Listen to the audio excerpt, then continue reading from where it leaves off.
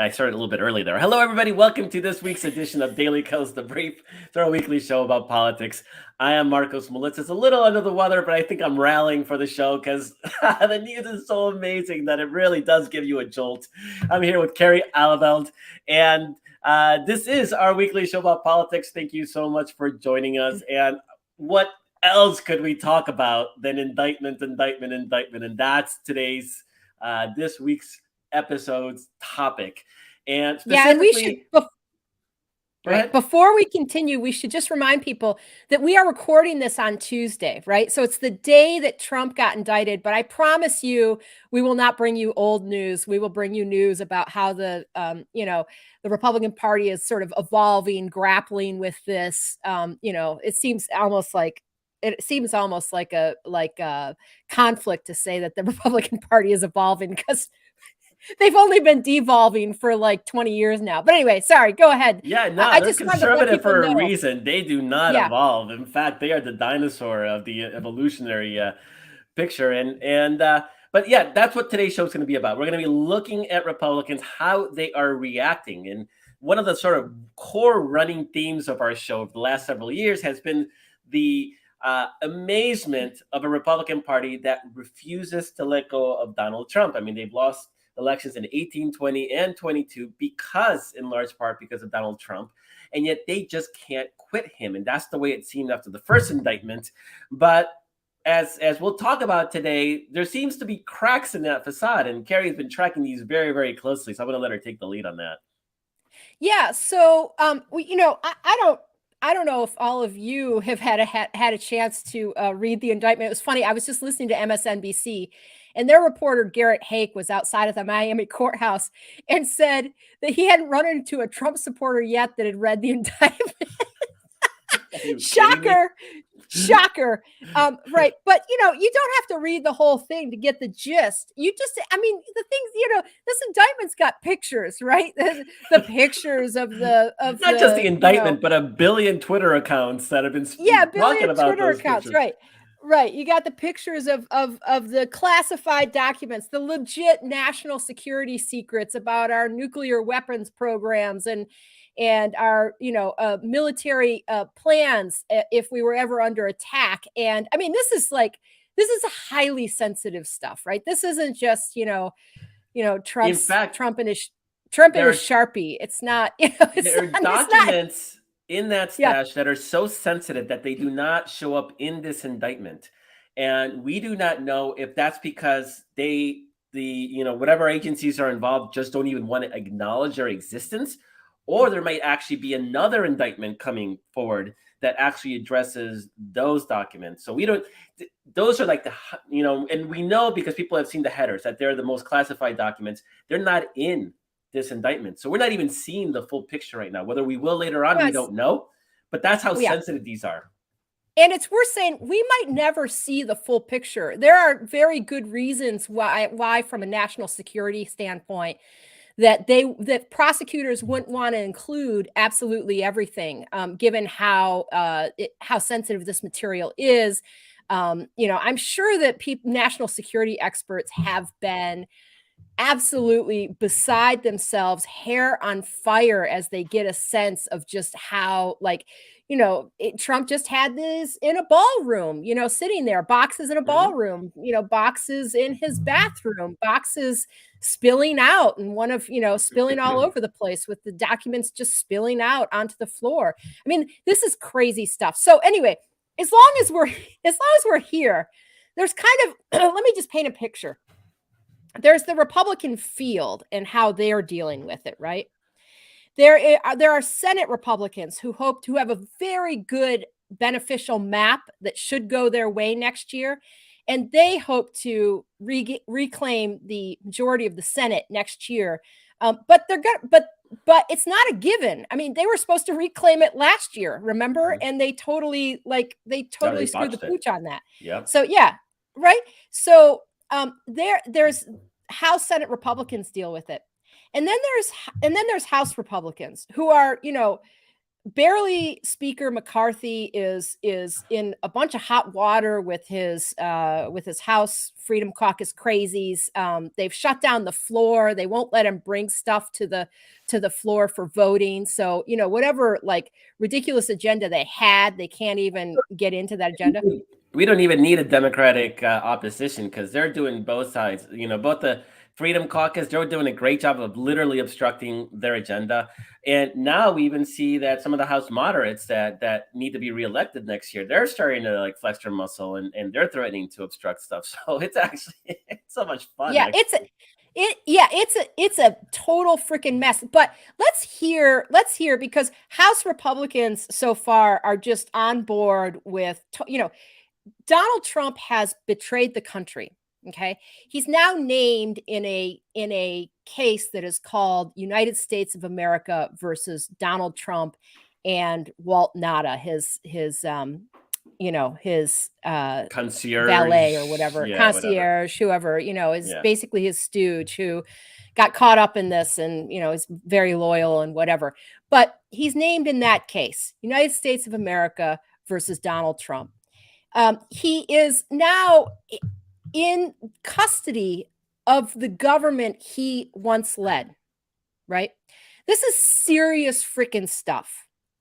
And here is for our producer, Walt, not to be confused with Walt Nada because he's different. What for our producer, Walter, if he would cue up Kevin McCarthy defending the, what can I say? The wisdom of storing these documents in a bathroom rather than a garage. Go ahead. Was that a good look for the former president to have boxes in a bathroom? I don't know. Is it a good picture to have boxes in a garage that opens up all the time? A bathroom door locks. A bathroom door locks. So that's the perfect place for classified documents. As long as Donald Trump's in there using the facilities, yeah, that door will lock from the inside. I'm not sure. I'm not sure McCarthy thought that through very much. And just to be clear, the garage thing is Republicans trying to do a whataboutism with documents that were found in Joe Biden's garage. Again, there's no evidence that he took those willingly, and he turned them over when he was requested. And the same thing happened with Mike Pence. And it is important to note that Donald Trump did return almost 200 documents when he was first requested. The ones that are in question right now, he hid. That's why they were sitting in that tacky bathroom that we've all seen and laughed at. He was not charged with the documents he returned. And Mike Pence had documents that inadvertently ended up in his possession. He returned them. Same thing with Joe Biden. Same thing. I don't know. I can't remember if Dick Cheney had some too, but apparently there's no security in these on these classified documents. That's what we're learning. But once pointed it out, they returned them. And so this whataboutism is just an attempt to muddy the waters. And beyond the details, Carrie, I cannot fathom the amount of energy Republicans are putting in trying to justify this. This is the most serious breach of our national security. And they're pretending that is absolutely nothing when they all lost their collective heads over Hillary Clinton's emails, when there was no evidence that there was anything damaging in those emails. And there never was anything that broke the law. And so the rank hypocrisy you come to expect from Republicans, but when it comes to national security, it's just breathtakingly irresponsible and just shows how they believe in their MAGA flag more than they believe in the American flag.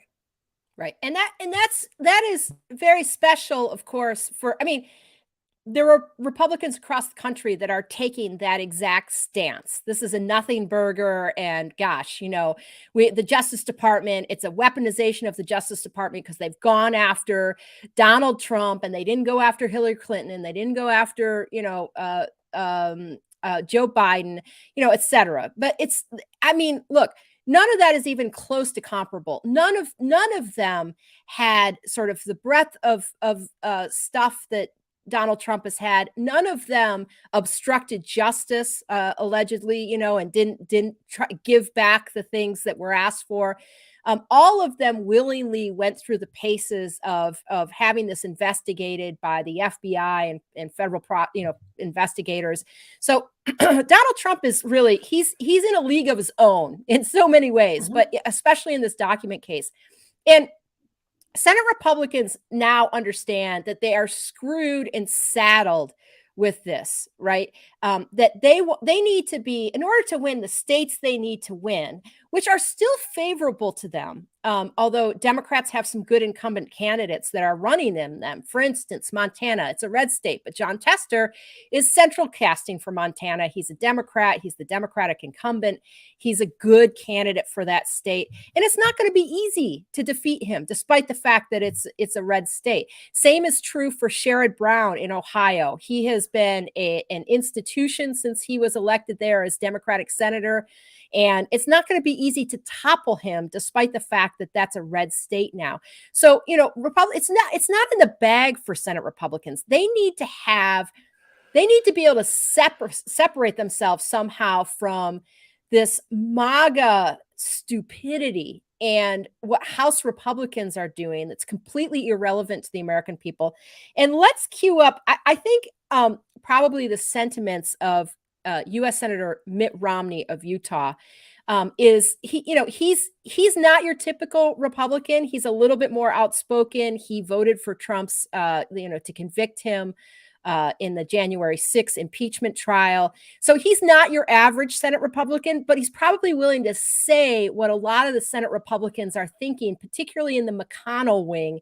And McConnell dodged making a statement about this today and just said, I'm not going to comment on anything related to, he called him the candidate, as in Trump. So let's hear Mitt Romney, because I think he probably reflects what a lot of people are thinking. A lot of Senate Republicans are thinking to themselves. I'm angry. The country is going to go through tumult as a result of one thing. President Trump didn't turn over military documents when he was asked to do so. Why did he just turn the documents in? Had he done so, he certainly would not have been indicted. I'm sure his lawyers told him that. What was the purpose? Right. Well, exactly what you were saying, Marcos. Why didn't he just turn them in? Because he's not under indictment for any of the documents that he originally gave back. He's under indictment for the ones that he kept and the ones that he tried to hide.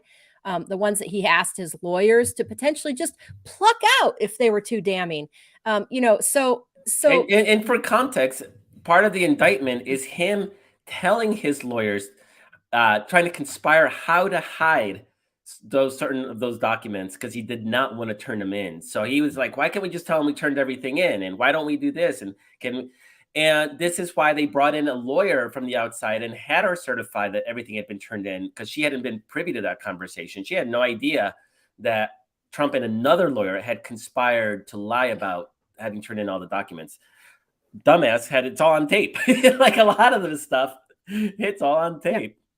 Yeah, and right, all on tape. And his lawyer was recording this stuff for the very reason that he knew that Trump was asking him to do illegal things, and surely wanted to have a documentation of the conversations that they were having, so that if it ever came down to him and he was in legal jeopardy, he could say, here's what Donald Trump told me to do. Here's what he was telling me. Right. So that's, it's part of the problem with being a perennial grifter and thief and criminal, is that the people around you start recording conversations in order to protect themselves from being criminally implicated in your schemes. It's been happening a lot lately. Right. a lot lately. Right. So you've got, I think, Mitch McConnell's lack of leadership, his unwillingness to just say, this is unacceptable breach of national security, and no one who engaged in this behavior should ever be in the Oval Office again. He predictably, sort of just like he failed to, put his butt on the line in order to find the 17 votes to convict Trump after January 6th.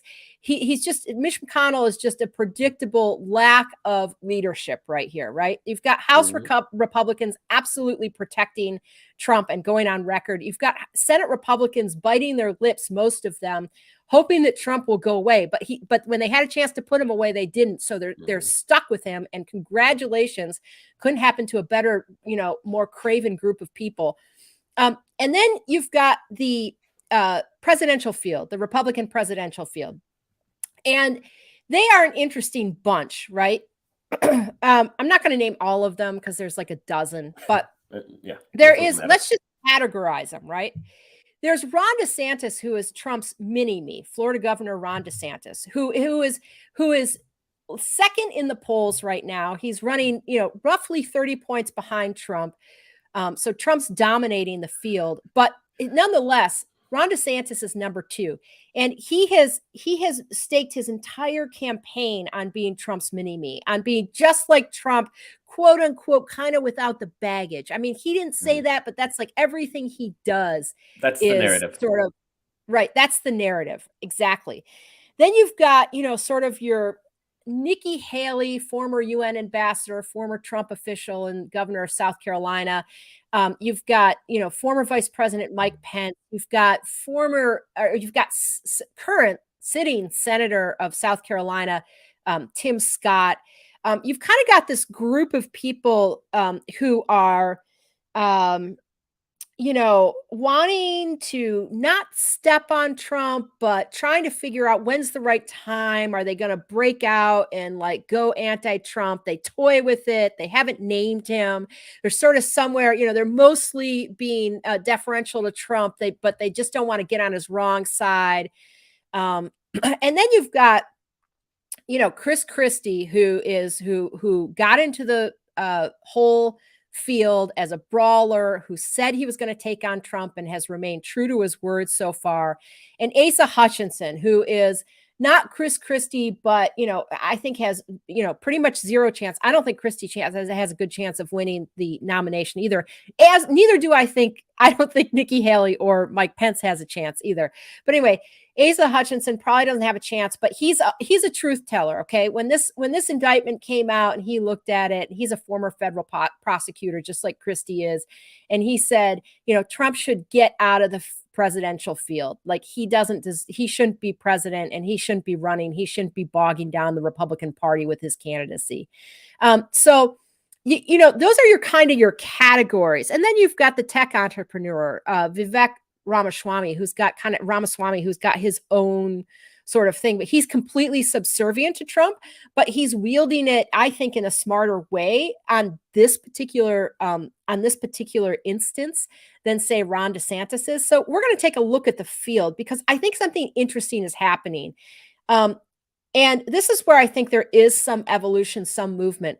When the indictment first dropped last week, both, like Tim Scott and Nikki Haley came out and talked about the weaponization. They decried the weaponization of the Department of Justice and law enforcement, selectively going after Republicans and not Democrats. Ron DeSantis kind of had a similar shtick on that. And over the weekend, I think something happened.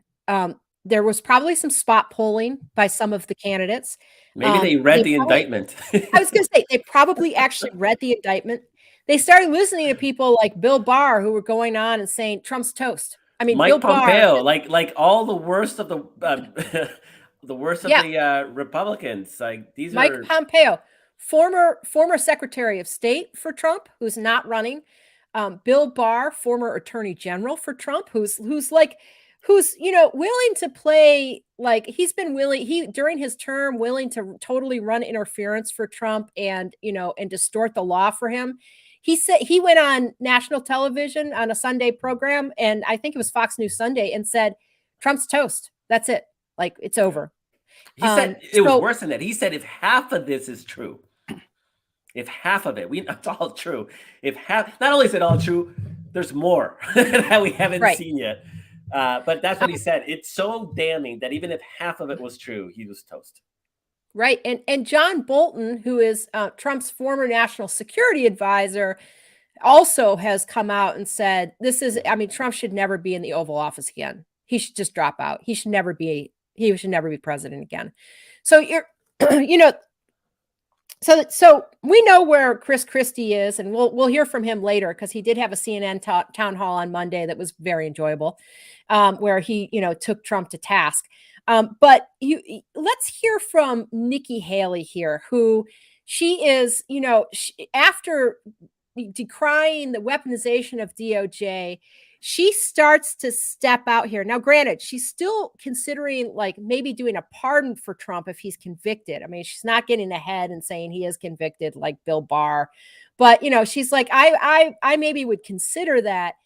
She said in a interview today, but this is her on Monday as she starts to do something that she and Mike Pence and Tim Scott previously hadn't been willing to do in terms of parting ways with Trump.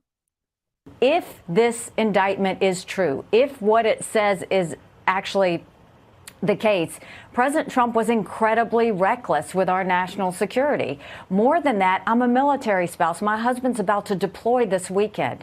This puts all of our military men and women in danger if you are going to talk about what our military is capable of or how we would go about invading or doing something with one of our enemies. And if that's the case, it's reckless, it's frustrating, and it causes problems. And, we're looking now, this is the second indictment. We're looking at possibly a third indictment coming in with Georgia. My concern is not so much about how this plays out and what we do with it. My concern is about the direction of the country. The fact that we cannot have Biden win this election. We cannot go through Biden or Kamala Harris winning this election. We've got to have someone that can win a general election. I mean, sorry, you're on mute. Just really quick fact check. There are 3 potential additional indictments down the pike, not just the one in Georgia. But Jack Smith also is investigating the election, the electors, fake electors, the attempt to steal the election, and also some moving of money, some campaign finance irregularities, tens of millions of dollars worth. But take it away, Carrie. Yeah, well, I have to say, it's kind of amazing that she even went there. That's why I was surprised. Yeah, it's amazing. I mean, she may have underplayed it a little bit. It's totally amazing that she even went there. And, what you hear her do is say, if this is true, okay, Trump was reckless.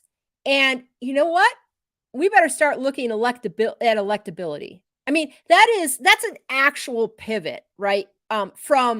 This is just Trump's just being victimized by DOJ and, the Biden administration. This is her saying, if this indictment is true, this is reckless behavior, and we're not going to be able to match up against Biden with this character who has completely betrayed the country, has this national security stain on his record. So it's, and we have to consider his electability. And there's more to come. That is kind of a fascinating turn.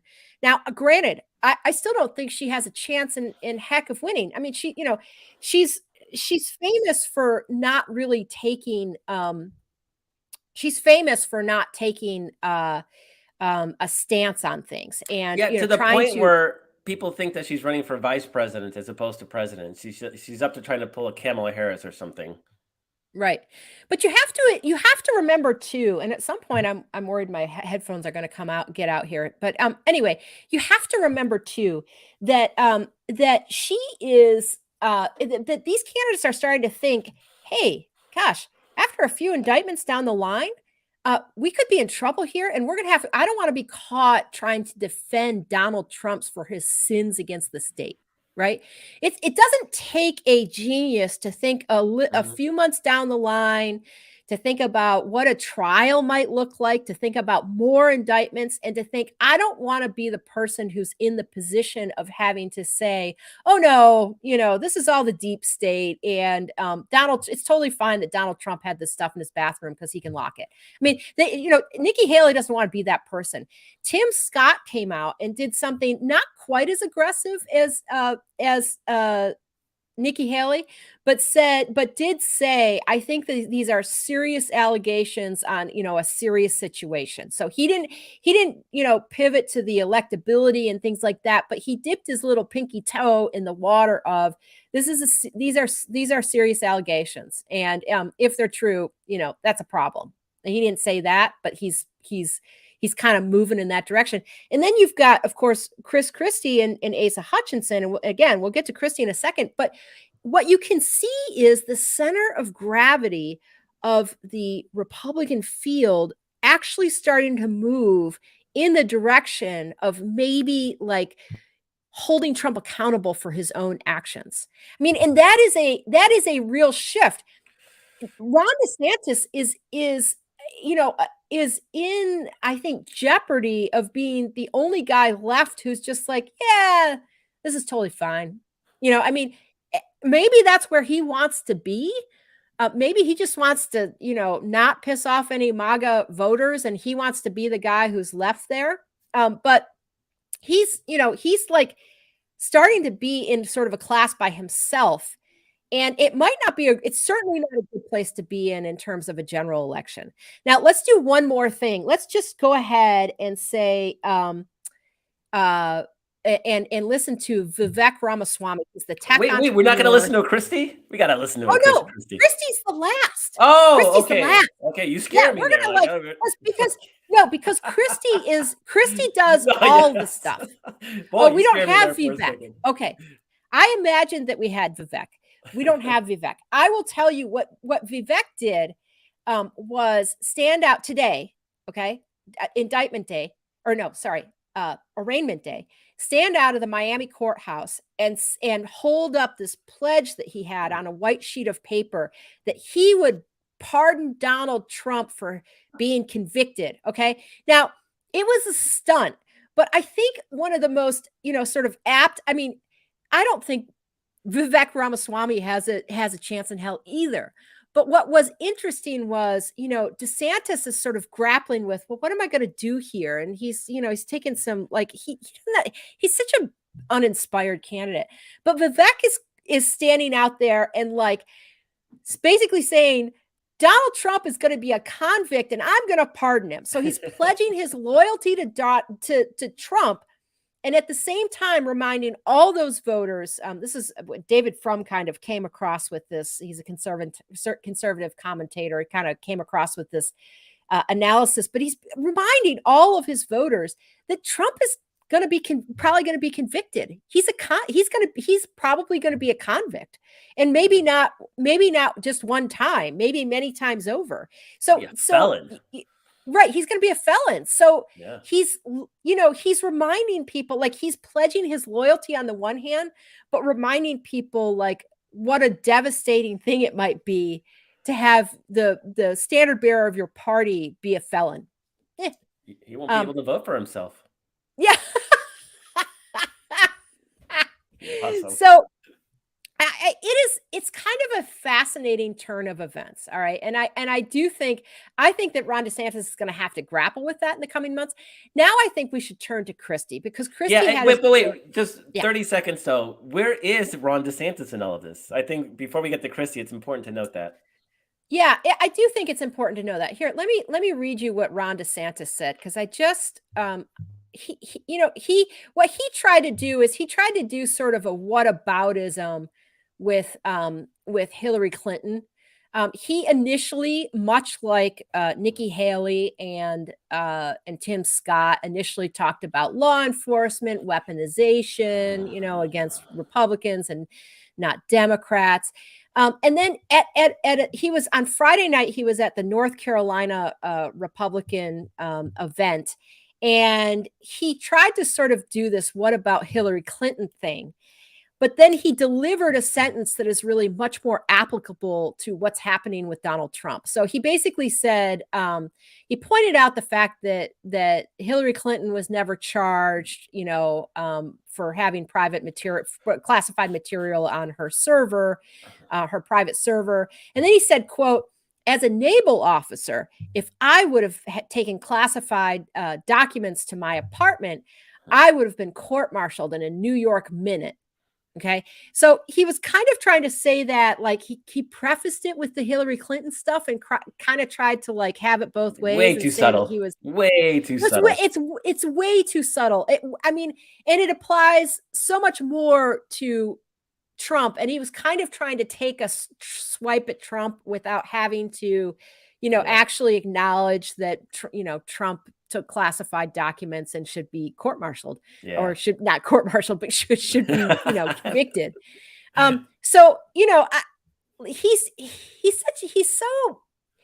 so mealy-mouthed. He's She's so like, afraid. Yeah, exactly. It's amazing how, for somebody who claims to, he's such a bully when it comes to beating up on immigrants and trans kids and stuff. But when it comes to Trump, he's totally beta. And it just really fits in that narrative is growing about DeSantis being beta, right? Like he wears high heels.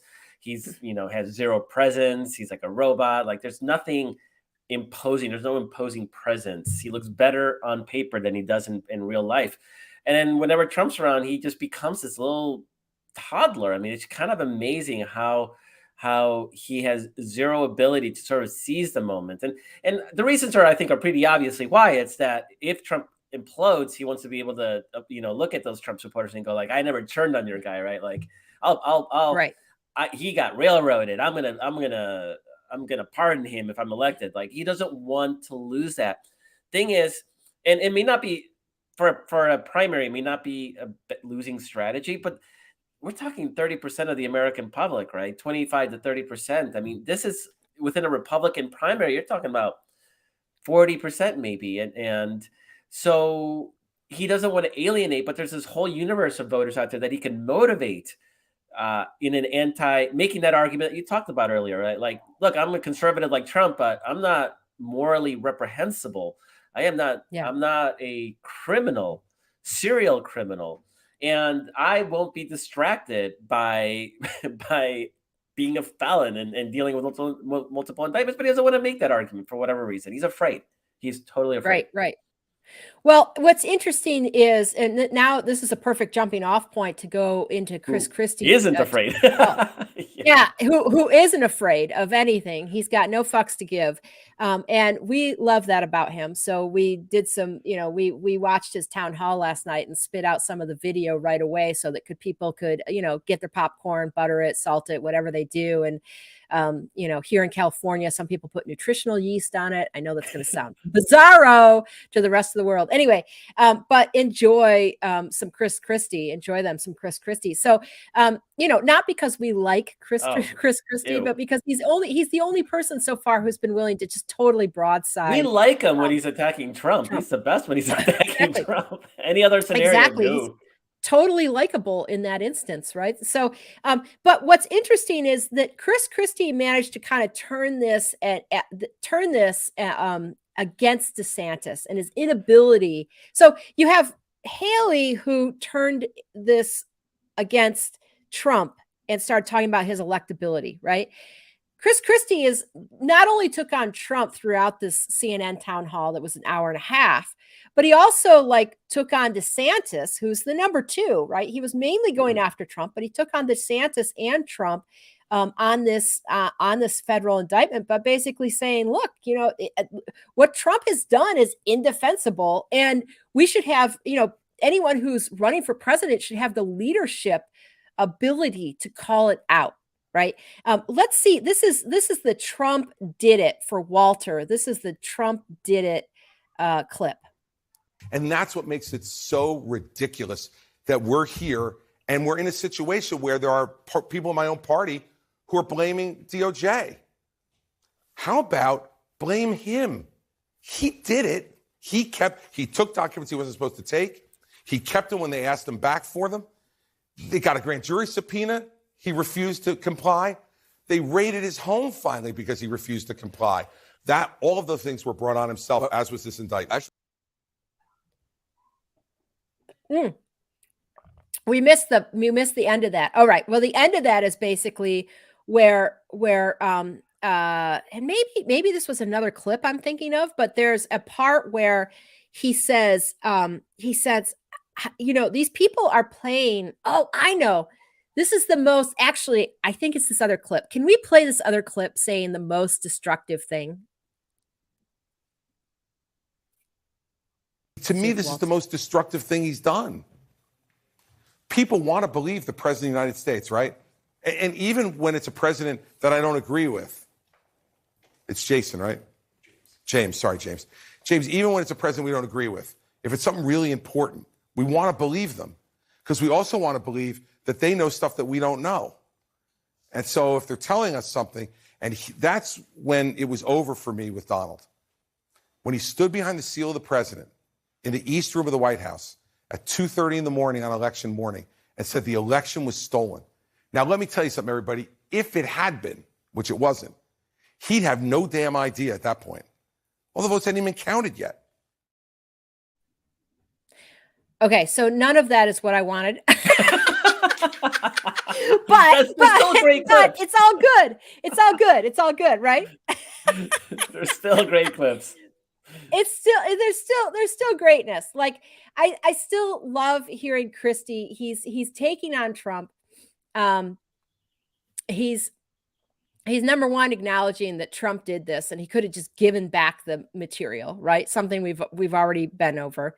I love him revisiting the 2020 election and the most destructive thing, the idea, I mean, people can quibble about, there's plenty of destructive things that Trump has done, and Chris Christie there could have been a last straw, and any number of the straw that broke the camel's back any number of times over the years. But I think that's, if you're going to have to draw a line somewhere, it's a good line to draw.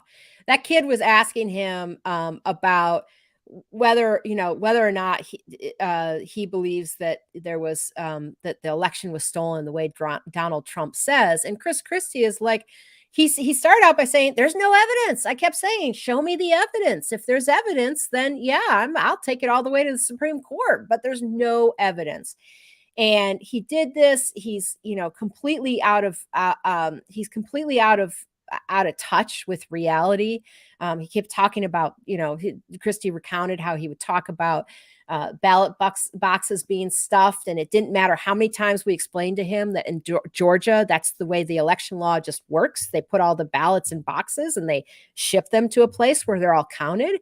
But him naming the lie that he told on election night, that he had won and that this election had been stolen from him, as the most destructive thing that Donald Trump did to the country in a lot of ways, is a reasonable point, a reasonable line to draw, right? So, Carrie, we're almost out of time, but I'm really curious if it is obvious that Christie from even before jumping in, but especially now, he's sort of establishing that line that says, like, I'm gonna go after him. He's like the hardest hitting Republican candidate.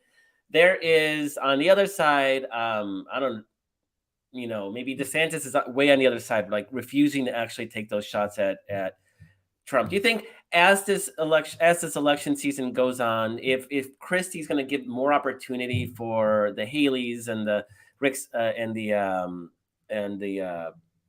Scott, South Carolina, is it going to give them more openings, more opportunities to be more aggressive against Trump, or are they going to let him take all the arrows so that they can stay sort of cleaner with the Trump supporters? No, I think he's definitely bought them room already. I don't know that they would have come out the way they did today if he and Asa Hutchinson weren't already saying this material was devastating, Trump should drop out. They've created room for the middle, for people who are trying to carve out something where they're not totally beholden to Trump, but they don't 100% want to be the only people out there, at the tip of the spear taking him on. So I think it's really helpful. Christie, the part I was trying to get at was Christie kind of railed against people who weren't willing to call this out. He said specifically to Ron DeSantis, he said they're playing political games with you. How about we do this, he said. How about you decide who is the most honest, forthright leader who has common sense and will put you first, and let's put that person behind the desk of the Oval Office. Mm-hmm. So that was a nice way for him to kind of rail against Ron DeSantis for not having the guts to just come out and say what is true. I still think so. There's a couple new developments. One is that there's some donors who are freaking out now because that indictment was just that bad.